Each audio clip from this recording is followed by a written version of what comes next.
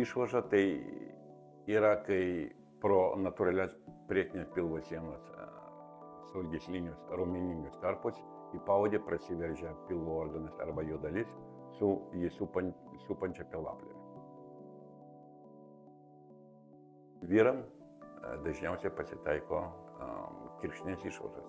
Dėl to, kad kirkšninį kanalą užpildo sėklinis virželis, su amžium jis praplatėja ir prailgėja ir tas leidžia pilvo organui šalia sėklinio virželio patekti į kirkšninį kanalą. Moterim dažniausiai būna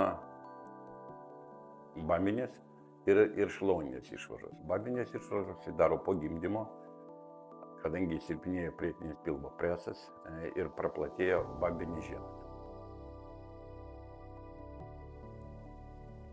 Diagnozuojant išvaržą atkreipiamas dėmesys į skundus, į apžiūrą ir palpacinius duomenis. Jeigu yra neaiškumai, atliekamas priekinės pilvo sienos ultragarsinis tyrimas arba kompiuterinis tomografinis. Išvaržos gydyme rekomenduojamas planinis operacinis gydymas, tačiau tam tikrais atvejais įtariant įstrigimą reikalinga nedelsiant atlikti operaciją.